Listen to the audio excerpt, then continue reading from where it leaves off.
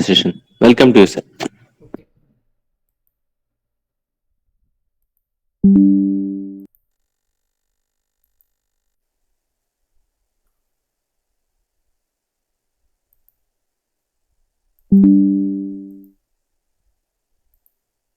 The next is about svedavacharana. अर्थात् स्वेदावचरणीयम् अध्यायं चिकित्सां व्याख्यास्यामः यथोवाच भगवान् चतुर्विधः स्वेदः तद्यथा तापस्वेदः ऊष्मस्वेदः उपनः स्वेदः द्रवस्वेद इति अत्र सर्वस्वेदविकल्प अवरोधः. Now Sushruta has classified Sweda into 4 categories, and they are Tapa, Ushma, Upanaha and Dravasweda. But Charaka Samhita, the Sweda varieties are 13 varieties of the Niragni Sweda. Classification of the Sweda in Charaka is somewhat different from what Sushruta has said. And Sushruta says all the other varieties are included in the same 4 categorization. So there is not much of a difference of opinion, it's only the difference of classification. Charaka Samhita would say Vyayamah, Ushna Sadanam, Guru Pravanam, Kshudha, Bahupanam, Bayakrodho, Upanaha, Ahava, Atapaha, Swadayanti Dashetani, Naram, Agni Gunadrite. These 10 varieties are considered as Niragni Sweda, that where there is no contact with the fire, that kind of a Sweda, that production, sweating, inducing the sweating without the contact of the fire. There are 10 types. And then the Sankaraha, Prastaraha, Nadi, Parisheko, Avagahanam, Jetako, Ashmagana, Karshu, Kuti, Bhu, Kumbika, Ivacha, Kupo, Holaka, Jeta, Sweda, and Titrayavasha. There are 13 varieties. There is a need of contact with the fire, either direct or indirect contact with the fire, and heated elements are required to produce the Sweda. The Sweda also is classified as a Ekangaha, Ekanga Sarvangagataha, Snigdho Rukshaha Tadevata. The classification as Ekanga and Sarvangagata Sweda, as well as Snigdha and the Ruksha also are the other categories of the Sweda. Ityetu Trividam Dundum, Swedam Uddishya Kirtidam. So Sagni, Niragni, one category. Ekanga Sarvanga, one category. Snigdha Ruksha, another category. And in the Ekanga, you have the Sagni, you have the 10 varieties, and in the Niragni, you have the 10 varieties, and Sagni, you have the 13 varieties. These are the classifications of the Sweda according to Charaka. Whereas Sushruta has made that issue bit simplified with lesser categories, but including all those varieties. Now, the Tapasweda, Pani, Kanse, Kandu, Kapala, Valuka, Vastrehi Parijate, Shayana Seja, Angatapo, Bhusha, Khajirangarihi, Iti. The Tapasweda is where you use a preheated substance. It could be like the hand, mild variety, or it could be the metals, or it could be the earthen components, or maybe the sand tied in a cloth, so on. They could be applied over the area to induce the Sweda. That's the Tapasweda. It's again a Sagni Sweda. Then Ushma Svedastu Kapala, Pashana, Istaka, Loha Pindan, Agnivarnan, Adbhi Asincheda, Amladrabeva, Tehi, Arra Alaktaka Pariveshti, Anga Pradesham Swedeta. Mamsa Rasa Payodasi Sneha Dhanyamla, Vatahara Patra Bhangat Patapurnama, Kumbhi Manutaptam, Pravutya Ushpanam Grinyat. Parshvachidrena Kumbhena, Adhumkena, the Samkam Abhitandaya. Tasmin Chidre Hastikindikakaram Nadim Pranadayatam Swedeta. Sukhopavistam Subjectam Guru Pravarnapatam Hastikindikaya Nadya Swede Vatavoginam. Sukha Sarvangaga Shesha Nachak Vishnantimanam Vyama Ardhamatra Trirvatra Hasti Hasta Samakriti Swedarthe Hita Nadi Kailinji Hastishundika.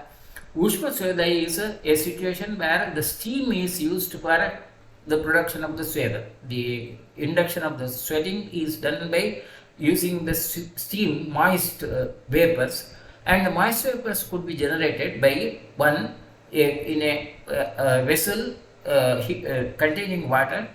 You put in heated substances, either heated earthen pot or a stone, brick piece, or any of the other coal substances like coal or so on.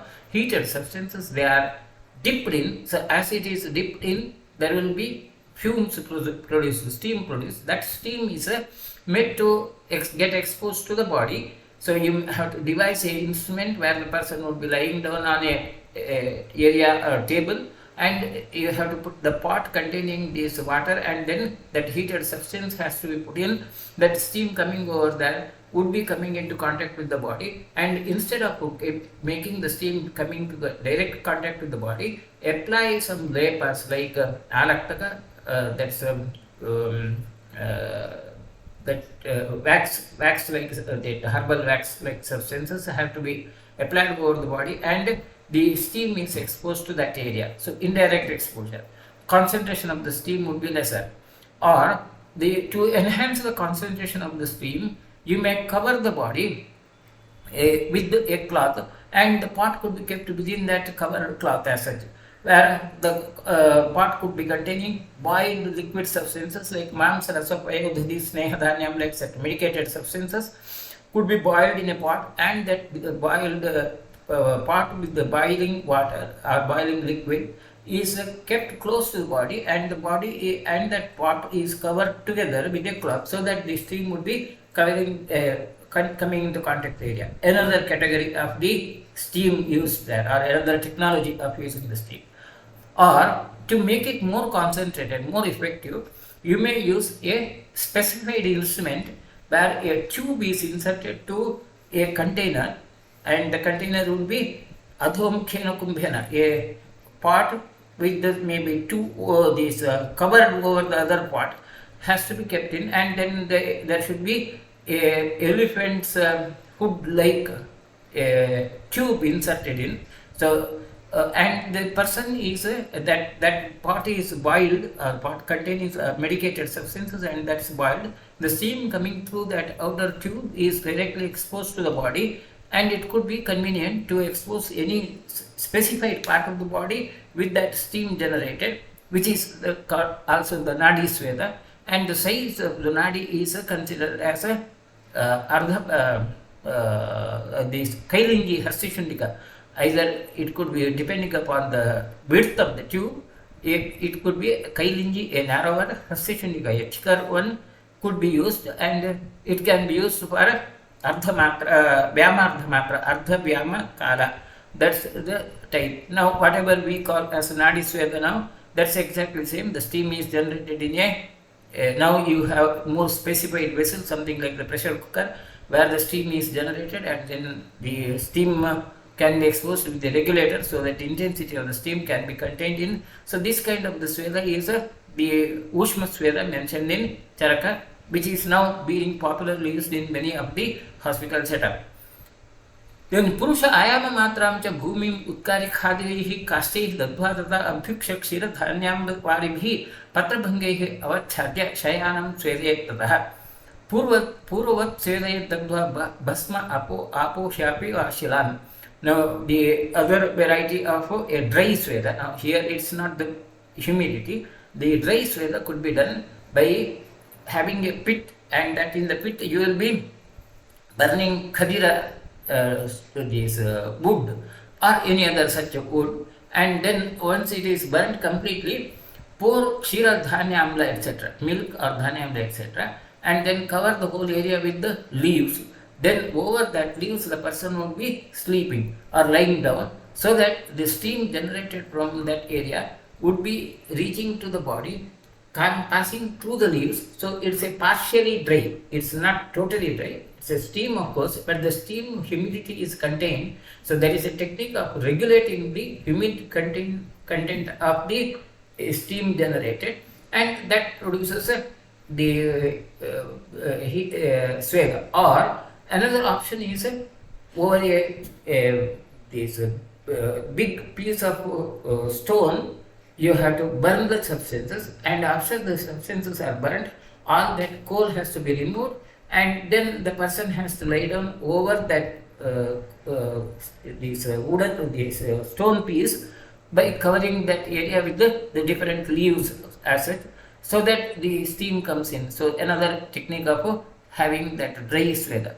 or partially dry sweda. Or the other option is a kuti sweda, kuti, where a specific room has to be created, and in that room you will have to create the fire, or generate the fire and heat, and that has to be producing the sweda. Purvat kutima chaturdvaram kutva tasya upavistasya antah चतुर्द्वारि अंगारान् उपसन्धाय तं स्वेदयेत्. That's a kuti is done, a specific room is created, and in that room you will burn the different varieties of the medicated substances, and that heat generated will be producing the sweda.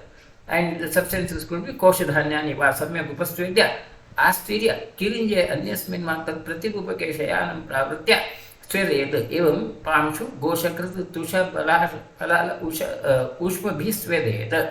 Or it could be like the heated or boiled grains or heated other substances like cow dung or this residue of the different grains, they could be burnt over there, and these burnt substances could be kept in, and over them a cloth could be kept in the same room like structure. Now of course that kind of a technique of digging a pit and then making the patient lie down, that's not very popular. But the popular now is you will have different types of these structures, very posh structures, where the person is made to lie down, and in the room you keep these heated substances. These kinds of the techniques now have become very popular as such. That's about the type of sweda mentioned by Sushruta. Then Upanaha sweda is where you apply some sticky substances or kalka over the area, heated kalka over the area, and that part is covered. That heat continuously coming into contact with the body along with that medicated substances produces the svedana, and that's the Upanaha sweda. Upanaha swedastu vatahara moola kalkaihi amlapishtaihi lavanaprakareihi susniktaihi sukosnaihi pradihya svedayet.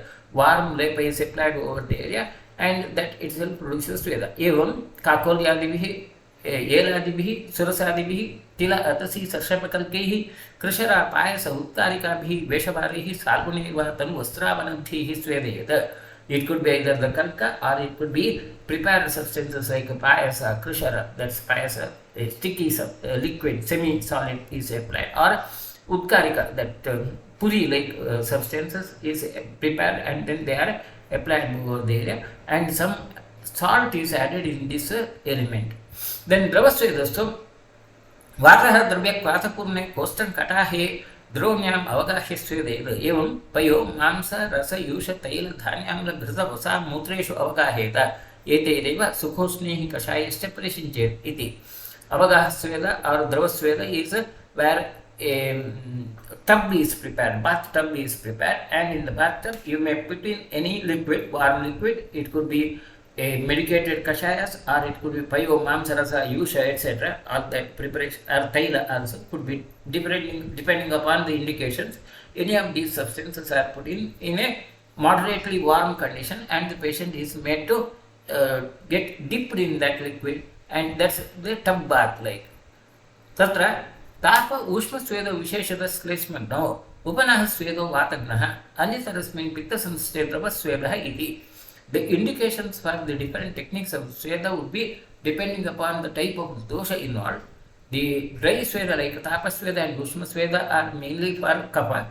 Upanaha sweda is for vata.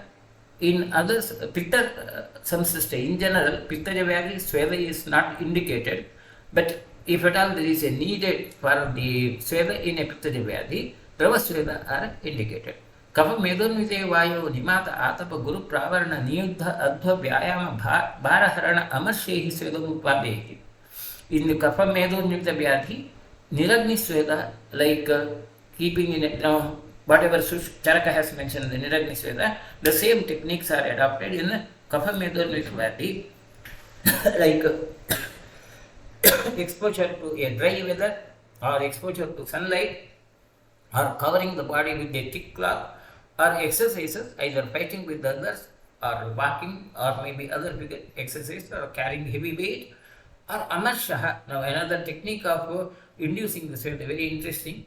You induce a emotional outburst. You make the person angry, and that makes you sweat, and that also induction of a emotional stimulation also is a type of sweda, and that's a very interesting issue, controversial issue also. भवन्ति चात्र चतुर्विधो यो अभिहितद्विधा स्वेद प्रयुज्यते सर्वस्मिन्नेव देहे तु देहस्य अवयवे तथा The same sweda can be, different varieties of the sweda could be applied either whole of the body or part of the body. That Ekanga and Sarvanga classification mentioned by Charaka is the same. Sushruta has not considered this as a separate classification. It could be like applied depending upon the indications in any of the areas. Indications for the Svedya are येषां नस्यं विधातव्यं बस्तिश्चैव हि देहिनां शोधनीयाश्च ये केचित् पूर्वं स्वेद्यास्ते मृताः पश्चात् स्वेद्याः हृते शल्ये मूढगर्भ अनुपद्रवाः सम्यक् प्रजाता काले या पश्चात् स्वेद्याः विजानता स्वेद्यः पूर्वं च पश्चात् च भृगन्धरी अर्षसस्तदा अश्मर्या चातुरो जन्तुः शेषान् शस्त्रे प्रचक्ष्मे. Now, indications for the Svedana, either it could be as a Purvakarma for the different Shodhana Kriyas. Svedana is an essential protocol to be followed before the Shodhana, following by Snehana and the Svedana are done, and like Nasya, Basti or other Shodhana Chikitsa. Now, in case of conditions like Shalya Aharan, that's surgery to removal of the Shalya, or in case of the surgery of Mudagarbha, and when there are no complications, or after the normal delivery, Svedana is indicated after the protocol, after the procedure. Now, this is a very important classification. Svedana is indicated after the protocol with an idea of helping to relieve the pain as well as promoting the healing or recovery period. Then, in case of surgeries of Bhagandara, Arshas or Ashmari surgeries, the Svedana is indicated before the surgery as well as after the surgery. So, according to Sushruta, that Svedana has indications at different levels depending upon the type of the intervention we do. Interventions like Shodhana, they require the Svedana prior to the procedure. Interventions of normal labor or maybe the abortions, etc., the indication for Svedana is after the protocol. Interventions like surgeries involving the abdomen, like this Bhagandara, Arshas, Ashmali, etc., the Svedana has to be done prior to the surgery and after the surgery. न अनभ्यक्ते नापि च अस्निग्धदेहे स्वेदो योज्यः स्वेदविद्भिक्कलञ्चित् दृष्टं लोके काष्ठम् अस्निग्धम् आशु गच्छेत् भङ्गं स्वेदयोगैः गृहीतं. Svedana has to be done only after Snehana and Abhyanga. That's you have to apply the Snehana and then wait for that Sneha to get absorbed by maybe rubbing as such. Only after that Svedana has to be done, because even Sushruta has given the example of a wooden piece can get broken if it is attempted to bend without having some moisture in it.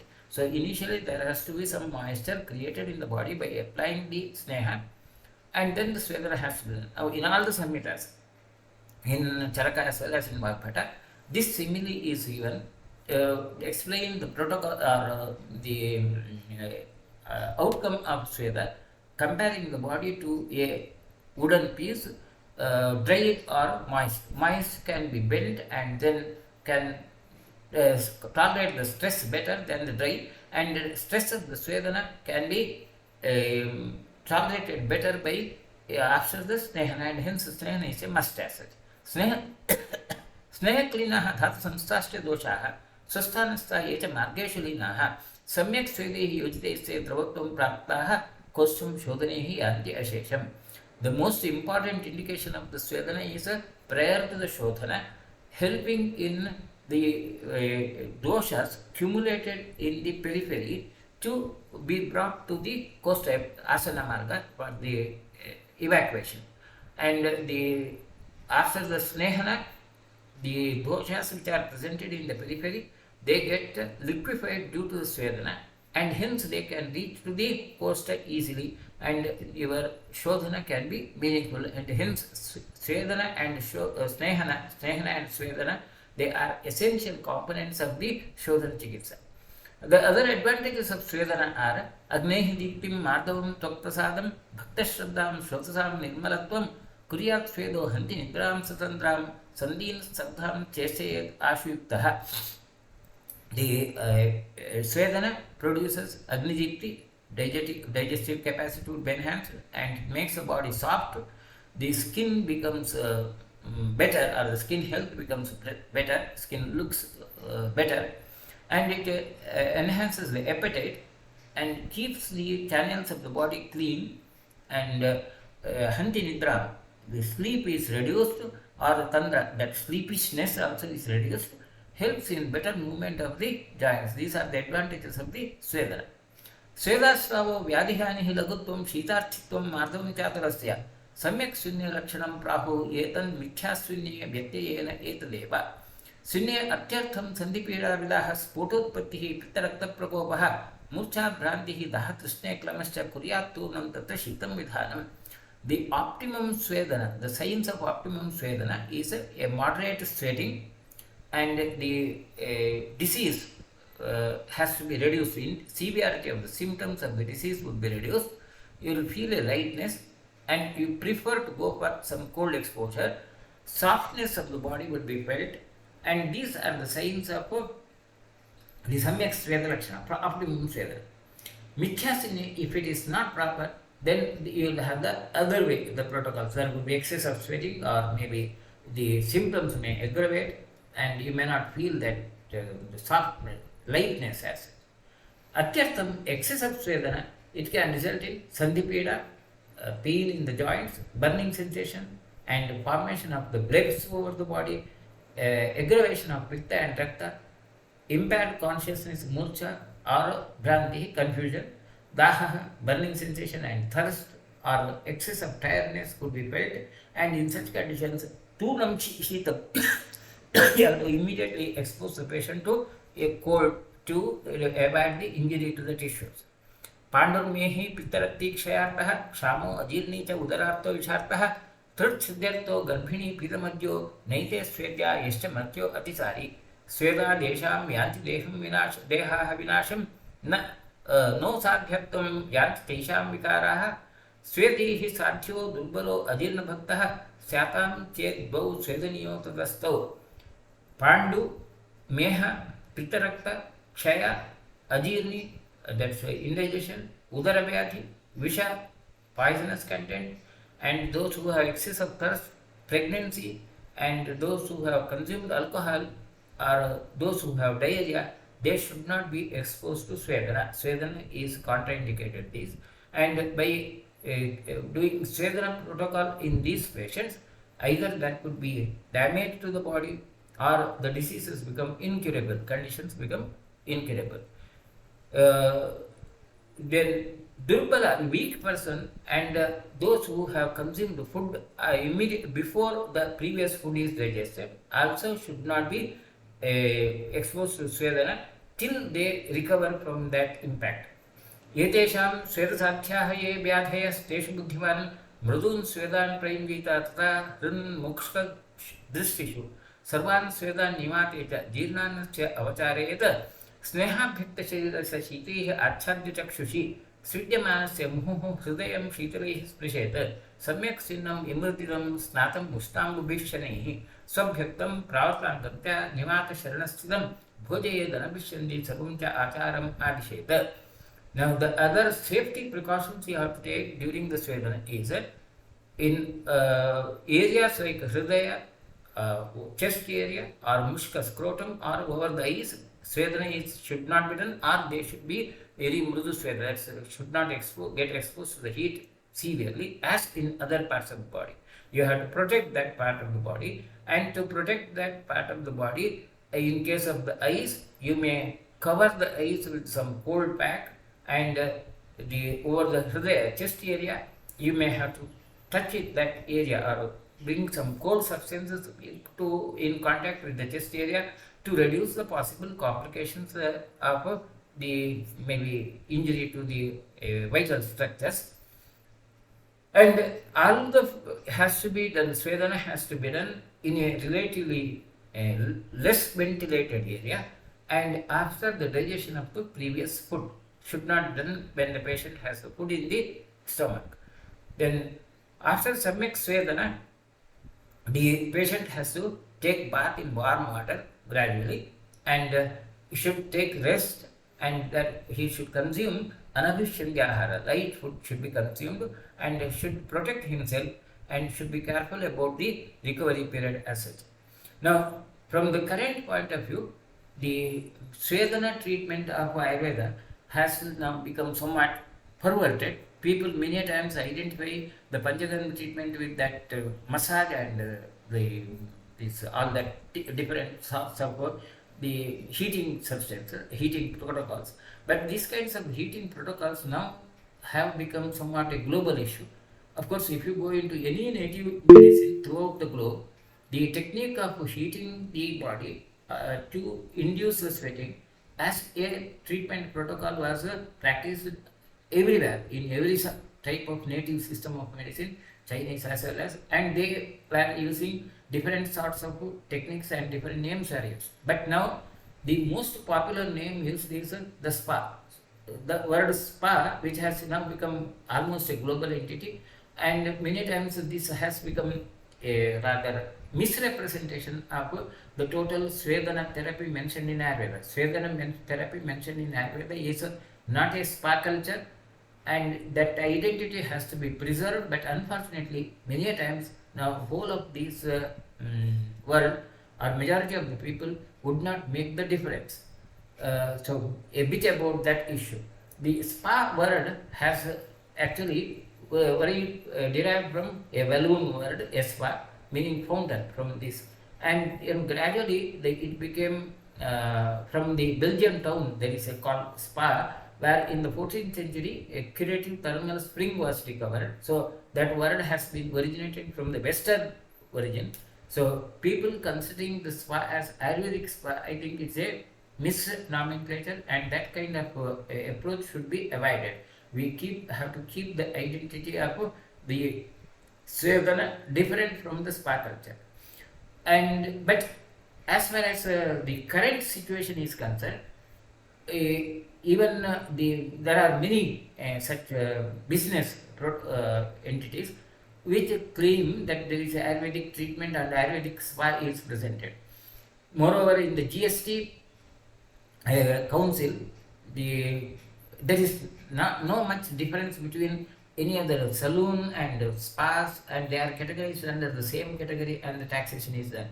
And hence there is a need to review that protocol in the policy makers issue, and there is a suggestion from the council to GST to categorize the spa into different categories, and this kind of a category is suggested as a day spa, medical spa, resort spa, destination spa, and Ayurvedic spa to be considered as a separate issue.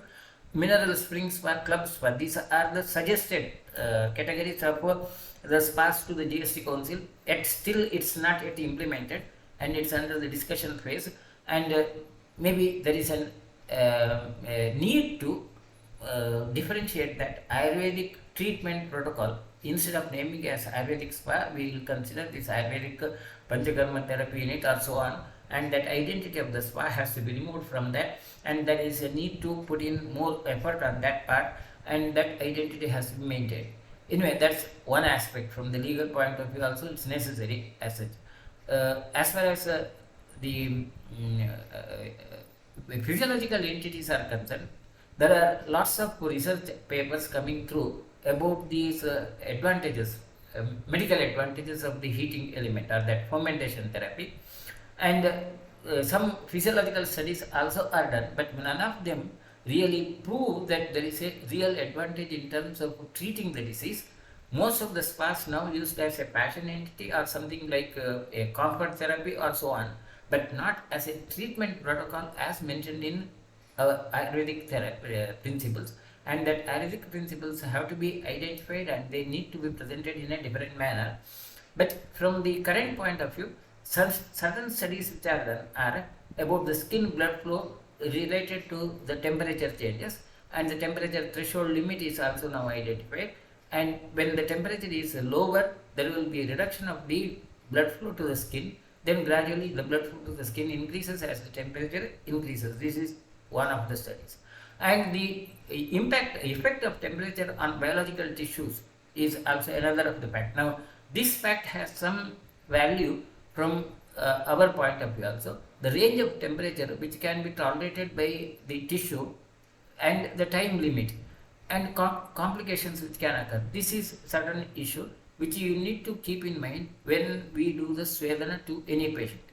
A temperature range of minus that cold, extreme cold like minus 50 to minus 25, if it is exposed to even slight 10 minutes, it produces damage to the tissue gets frozen, there will be complete cellular destruction and the tissue death would occur, result in gangrene. If the temperature range is in between 30 to 39, there will be no time limit, no change as such. The body will be having a healthy growth, tissue will grow healthy, all the metabolic activity will be better in the range of 30 to 39 as such.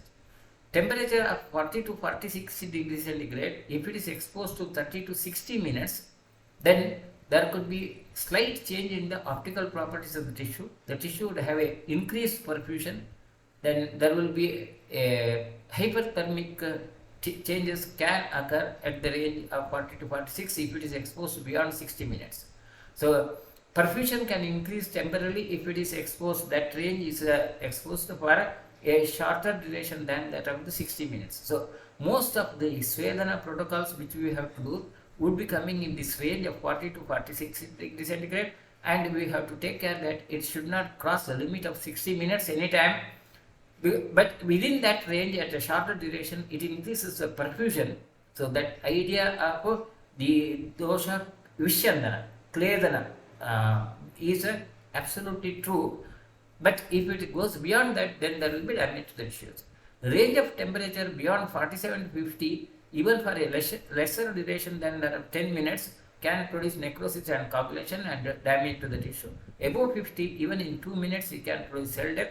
And of course, the higher temperature, no question, it produces a significant damage to the tissues, and hence that has to be avoided. Now, as far as the pathophysiological changes produced due to that moderate heating capacity, like whatever that techniques of different heating, they are known to produce the changes different depending upon whether you expose the patient to cold or heat. That there is a custom of using cold poultices or heated poultices. Cold poultices are used many times immediately after the trauma.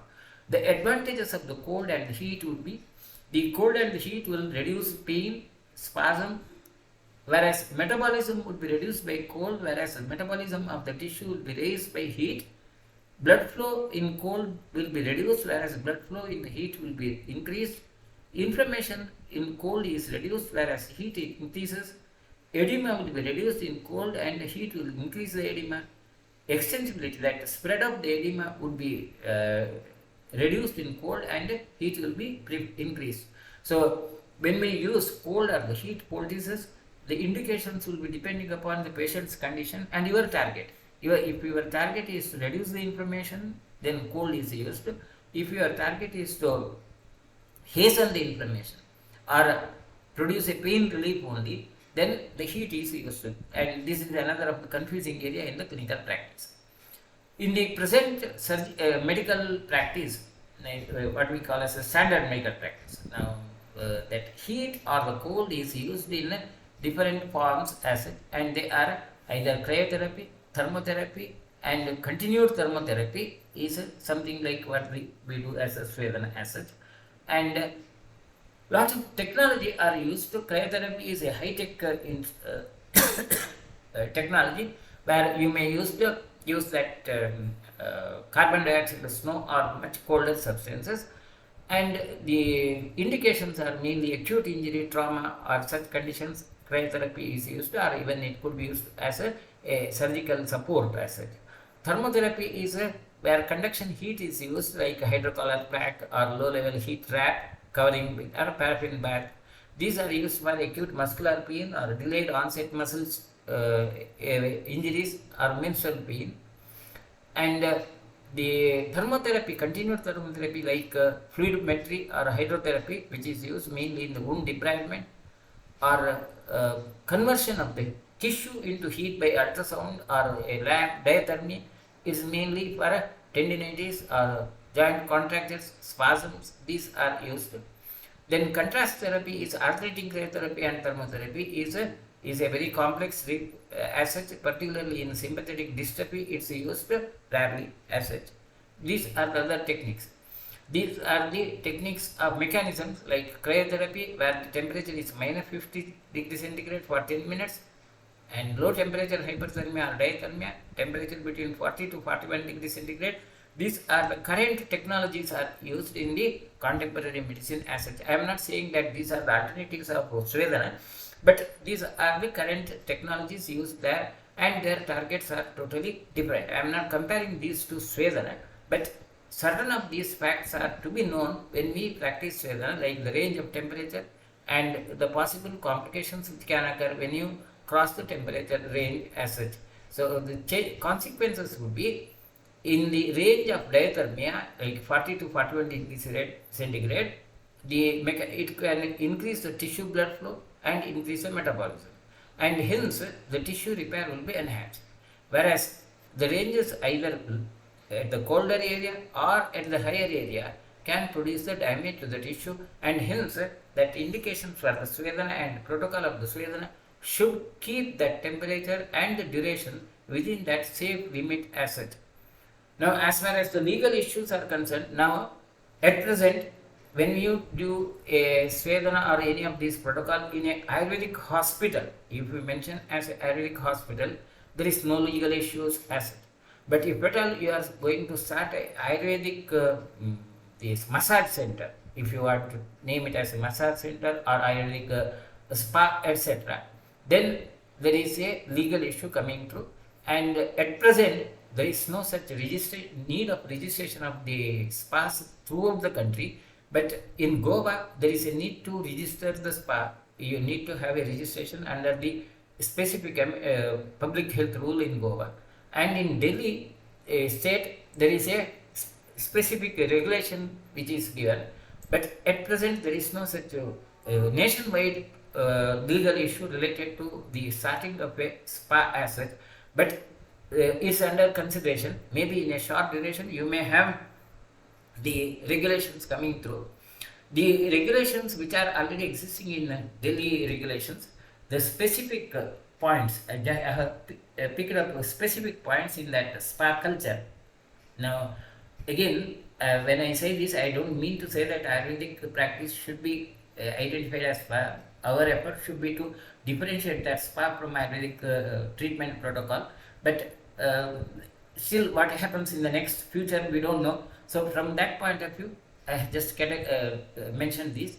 Certain of those protocols which are included in the Delhi State's 2020 spa regulations, selected points are no sexual activity in the premises, no cross-gender massages, no services behind locked doors, no latch or bolt inside the doors, self-closing doors, external doors kept open during working hours, no employment of people aged below 18 years. Now, my purpose of quoting these points is to show what is the perception of the policy makers about the spa culture and what are the possible impact on the society, and to avoid those the restrictions which are suggested, that shows the meanness of that kind of a spa culture which has developed, and there is a need to keep our identity absolutely different from that and maintain that original Ayurvedic identity as such. With this, इति सुश्रुतसंहितां चिकित्सास्थाने स्वेदावचर्यं चिकित्सा नाम द्वात्रिंशोऽध्यायः. We will conclude today. If there are any questions, we will try to answer and then wind up. Right, there are no questions. Okay. Sir, there are no questions, we will wind up as such. Sir. Thank you, sir. Huh?